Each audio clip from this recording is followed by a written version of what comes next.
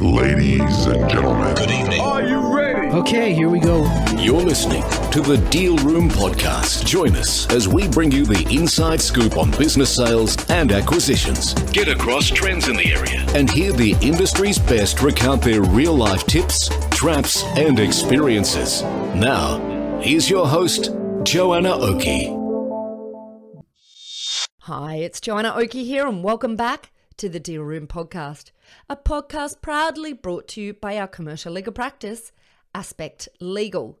Now, today we have the third part of our three-part series with Jean-Eric Plamondon, which has been such a fascinating series. Now, if you missed the first two episodes, I strongly recommend you go back and listen to those. You will find those and a link through to them in our show notes. So please go and check out what those episodes are. Go back and find those, because in part one, we started with Jean's background and his unusual acquisition story, and that is such a must listen to episode. Then in our second part of our three-part series, we talked about the 4 exits of his business, and in this episode we talk about innovation. Of course, this is part of the innovation series that we are running here on the Deal Room Podcast. The reason that we talk about innovation here, and the reason why I'm so passionate about it, is because innovation is so important, not just in the way in which we run a business, but in the opportunities that we have in this business sale and acquisition space.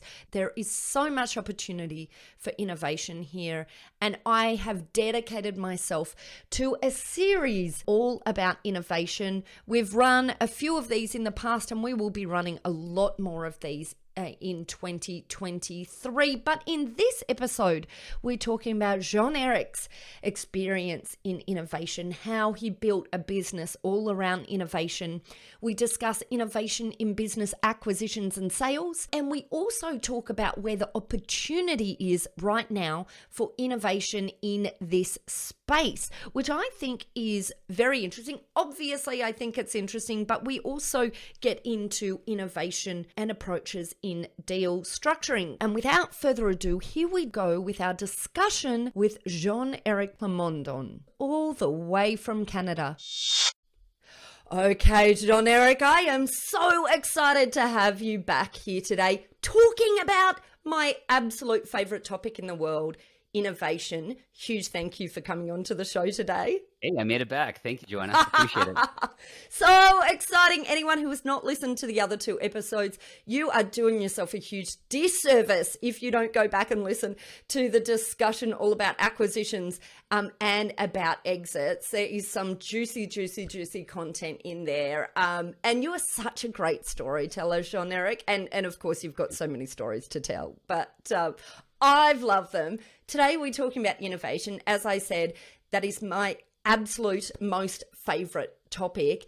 Sounds like you have just lived this concept of innovation in every one of all of these businesses that you have. Can we start with just maybe a quick overview of your strong or your most exciting, the innovation that sticks out most in your mind as being the most effective or the best innovation that you've had over time?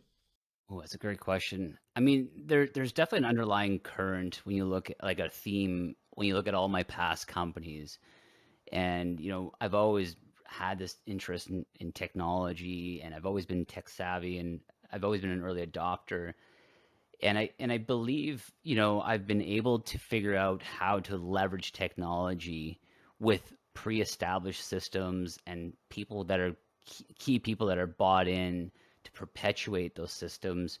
And that is, maybe this is a little too general or vague, but once you get those 2 bottom foundational pieces, once you bring that technology in, it was a massive amplifier. And, and I love that we're talking about innovation. Right now, data is my favorite word. My 11-year-old son makes fun of me for it. And in fact, he's getting into programming now. Because it's, and that's the number one thing I'm saying to businesses. Do you have your data ready?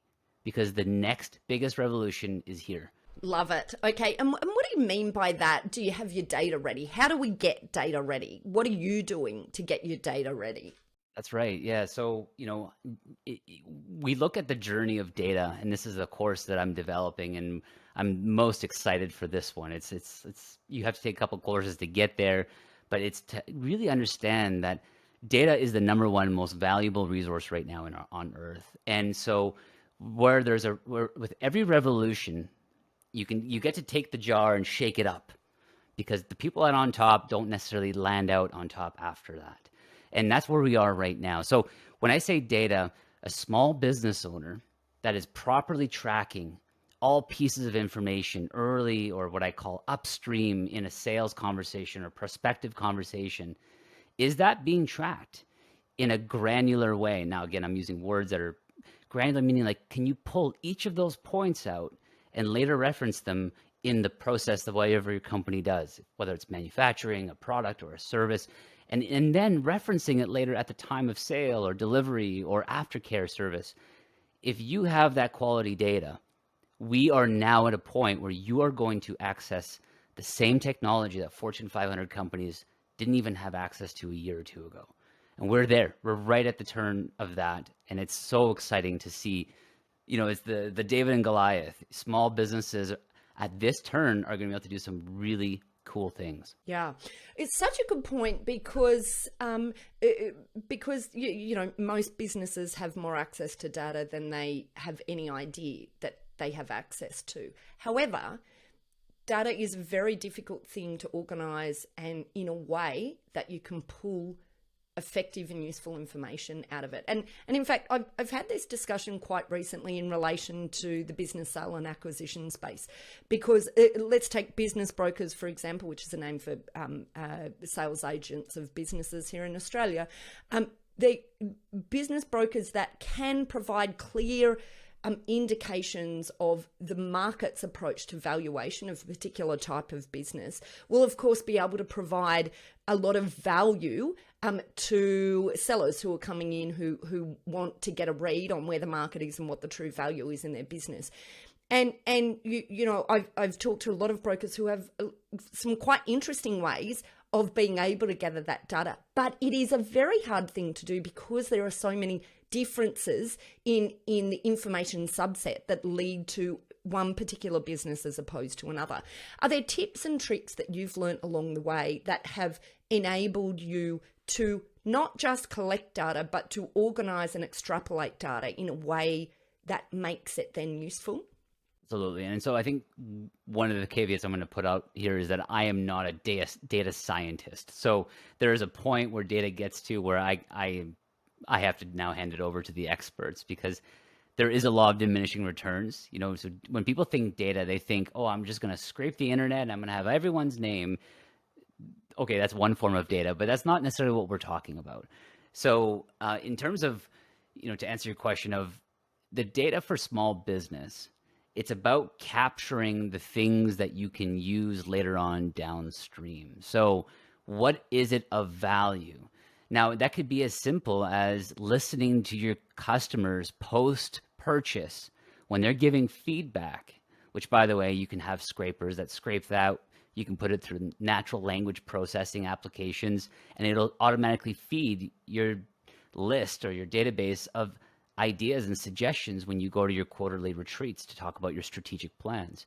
Those are things like, that's data there, as opposed to, I've seen this in mature companies, I've seen this in young companies. They sit down and they go to the salesperson and they go, so what are you hearing there? And the salesperson's on the spot and they start talking about the last 3 phone calls they were on. Well, is that a good representation of what's actually going out there? I would argue not. And so that's just one example of how are you collecting the qualitative stuff that you can action on, make intelligent decisions on later. Of course, there's the more obvious things like the finance, where you can start to pinpoint. There's productivity with your staff, so where you can have digital productivity management, project management. Those are the more obvious ones, but how can you start thinking about what is around your business? What are your clients doing before they buy? What are they doing after they buy? What are they saying? And all those times, those are all data points that you can collect and action on. So obviously you've bought and sold quite a lot of businesses.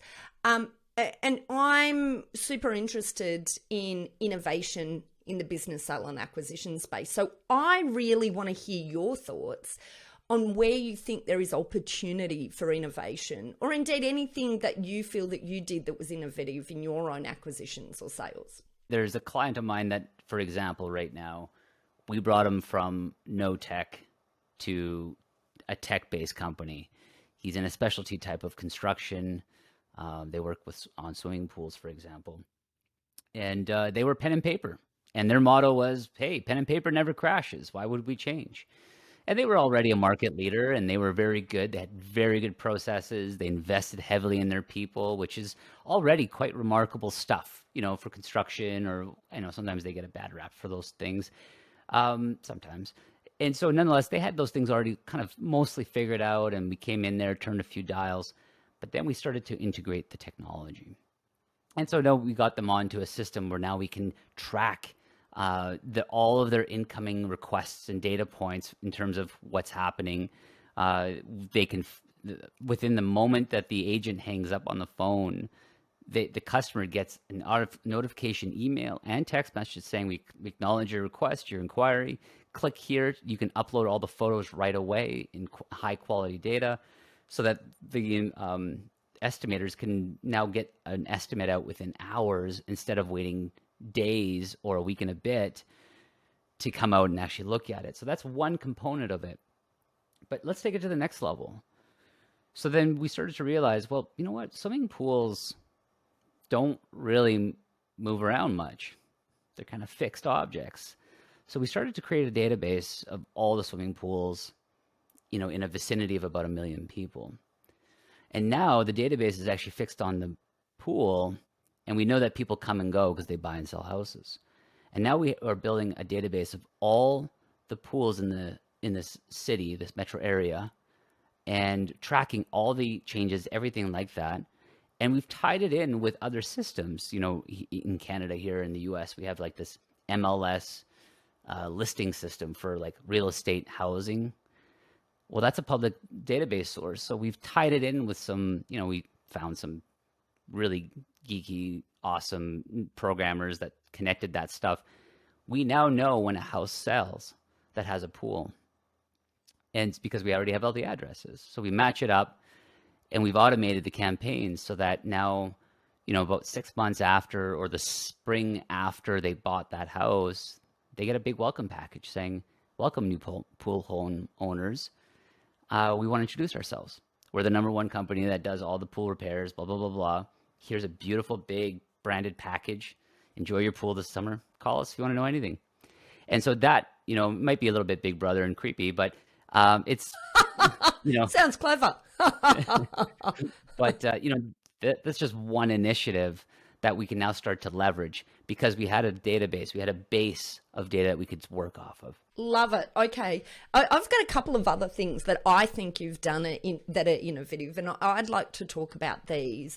The first one is innovative deal structuring. I love talking about deal structuring. I talk about it a lot in the book Buy, Grow, Exit that I've just released. But I love your approach here and we talked about this in one of the earlier series.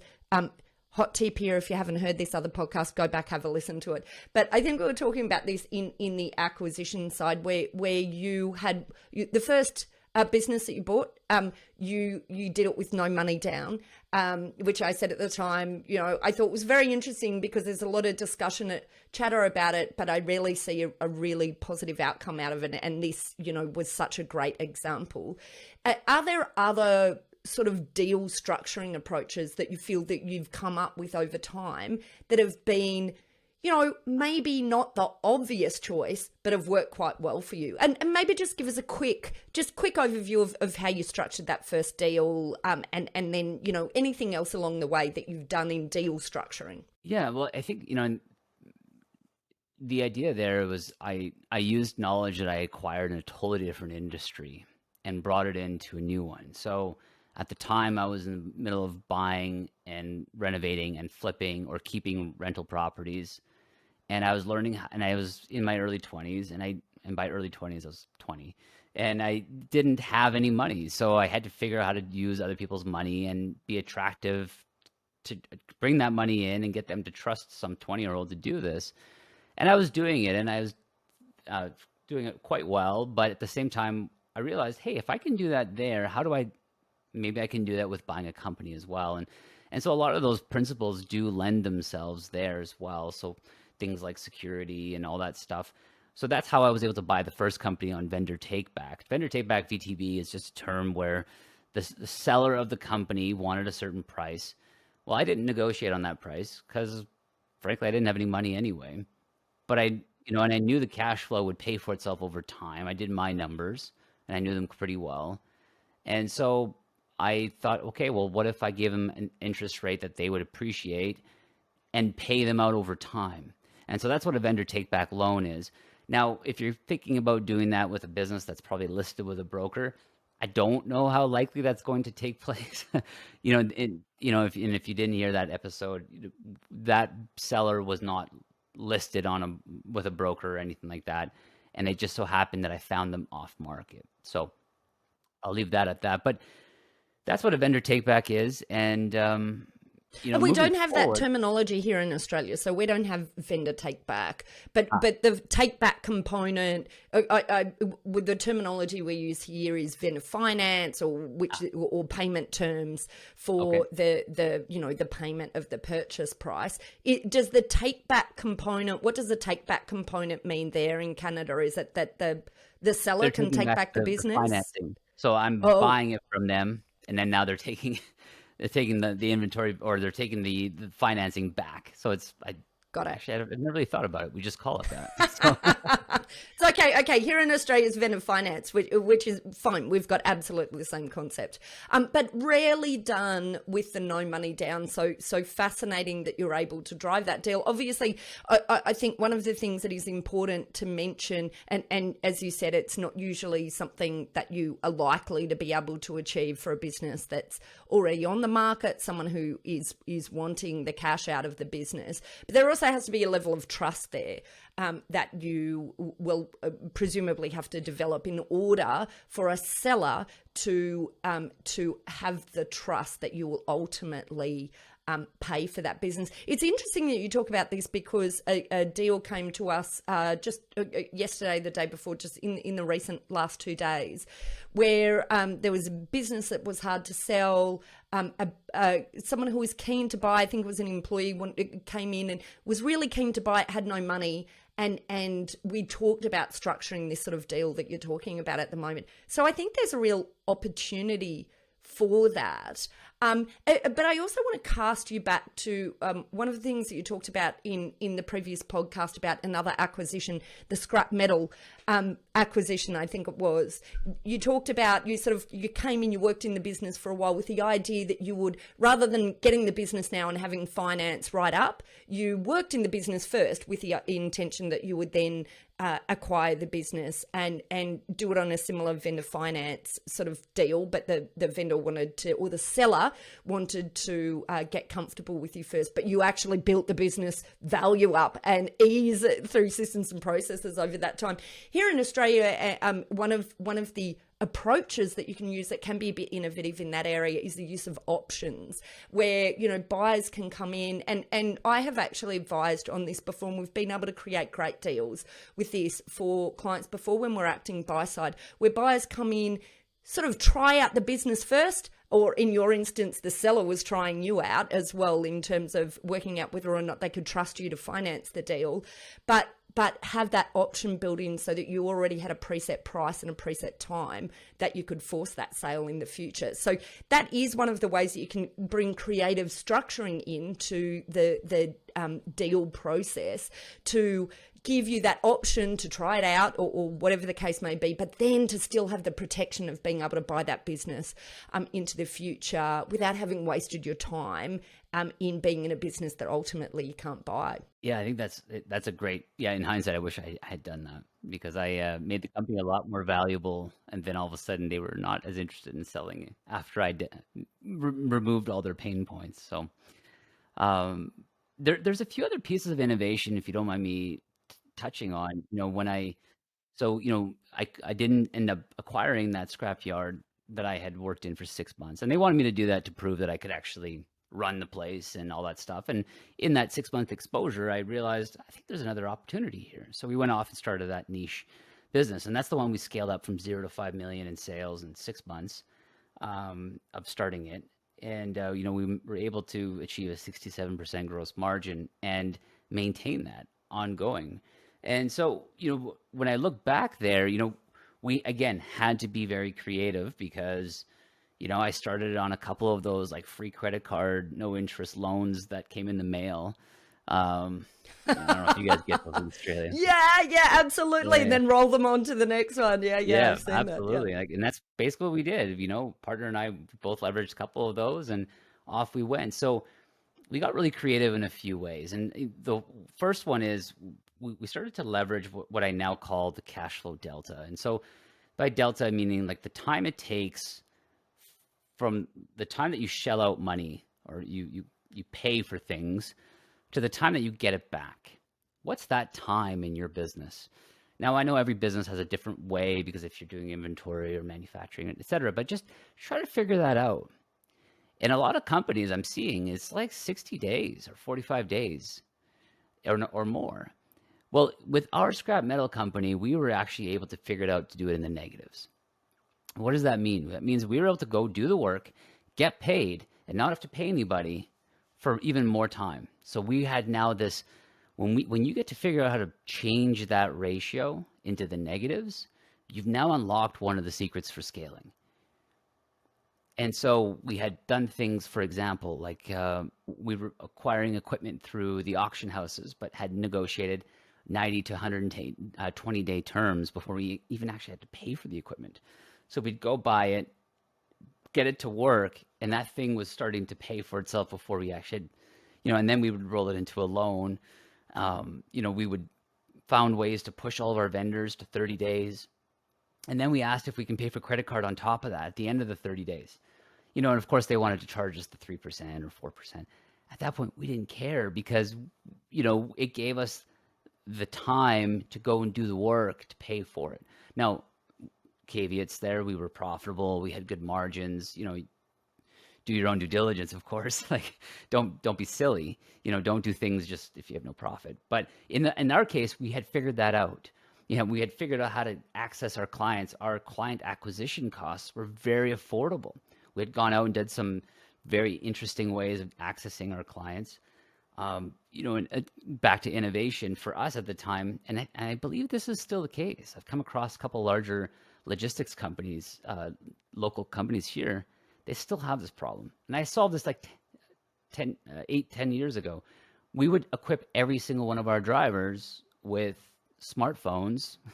Back then that was a big thing, but now everyone's got one. But phones where they were obligated to scan information, the forms on a daily basis to the office. So we would tie bonuses to that. So if they didn't scan it in, they would lose their bonus for the week. So they were motivated to get it in, to the point where, and if you know anything about logistics, you're constantly chasing your drivers to get you this data in once a month, if you can even get it in.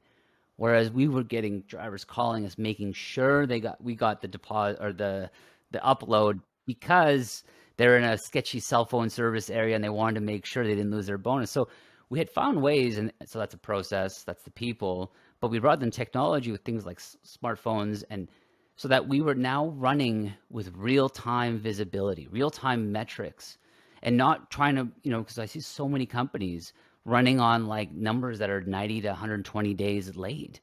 Imagine driving your car without a windshield and only looking through the rearview mirror to see if you're driving between the lines. And that's what a lot of small businesses are doing. So how can you start, and this is the next thing, how can you start putting yourself in a position or in a place where you know where you are in real time? How can you at least just drill a little hole through that board on your windshield so you can see where you're going? Because that is the key to not making bad mistakes. And I just wanted to throw in there that, this is so innovation as a whole, but also this cash flow delta and being able to move the cash flow delta, as you call it, love it. That is a brilliant name for it.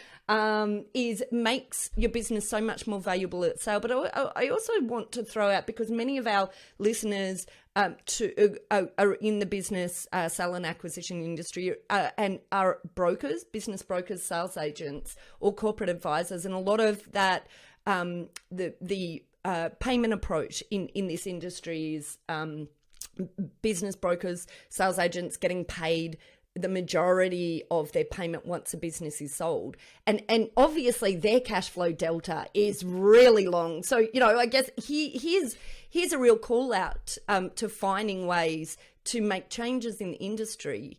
And I think this is one of the huge areas that is just ripe for ultimate change. One other very, very quick question, element I want to come back to is your innovation in acquisition. And once again, we talked about this in a previous podcast, your acquisition approach to deal with, you used acquisition to deal with a supply issue. So I think that this is, and this was in relation to you having I think it was copper, the copper supply shortage, and that sort of then sent you out on your scrap metal journey, and then into the next business about the cleaning up the farms or whatever it was with the metal.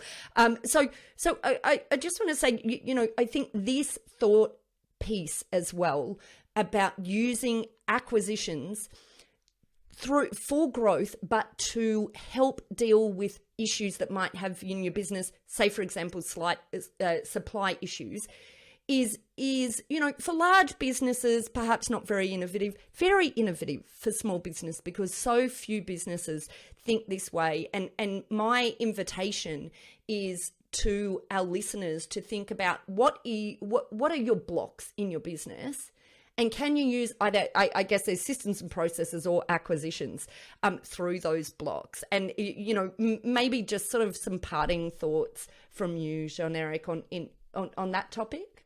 Yeah, absolutely. I mean, the idea there, and for us, is, how could, our biggest, fastest growing segment was copper items, but where we were making them in that part of the world, copper was going through the roof. So we couldn't do it. The economics of it broke. So I had to ask myself, where can I get copper at its cheapest form? And so I ended up landing in scrap yards, and which brought me down a whole other journey of businesses. But if I were to be sitting in another business right now, I would be asking myself, is there that one vendor, or is there that one source that if I lost them, my business would be really hooped?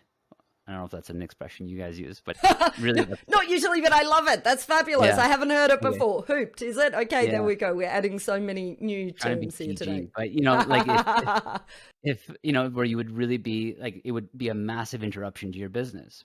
Is it one vendor or is it one source? And so the question then starts to become, like, it's an exercise of, well, where else would we go and how would we get that?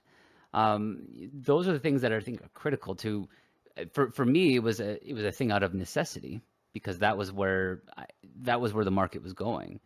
But thinking about those things in advance are also helpful, because, well, hey, we saw it with COVID-19. Things that never had supply chain issues became supply chain issues.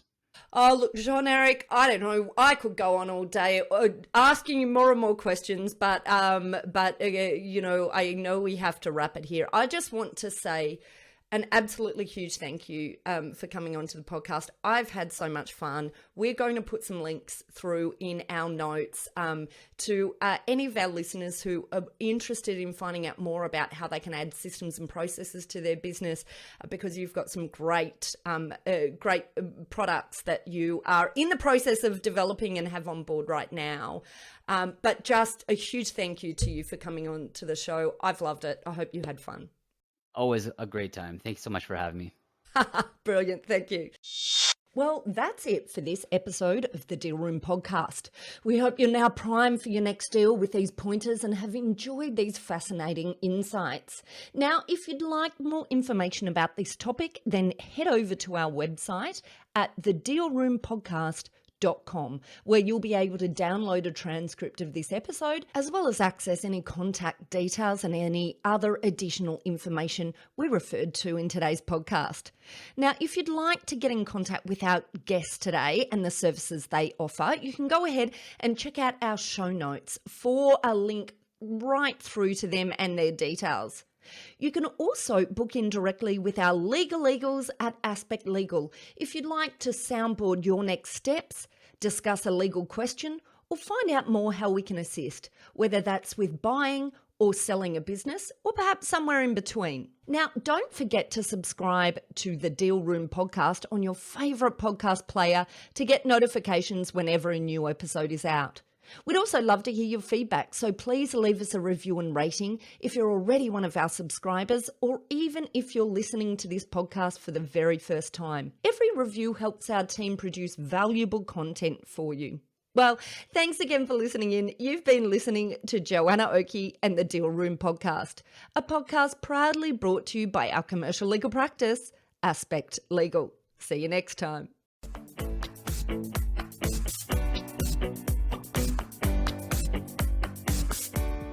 Aspect Legal has a number of great services that help businesses prepare for a sale or acquisition, to help them prepare in advance and to get transaction ready. We've also got a range of services to help guide businesses through the sale and acquisitions process. We work with clients both big and small and have different types of services depending on size and complexity. We provide a free consultation to discuss your proposed sale or acquisition. So see our show notes on how to book a time to speak with us, or head over to our website at aspectlegal.com.au. Ladies and gentlemen. That will conclude this evening's entertainment. Thanks for listening to the Deal Room podcast. To find out more about this episode and other episodes in the series, check out the show notes or head over to our website at thedealroompodcast.com.au.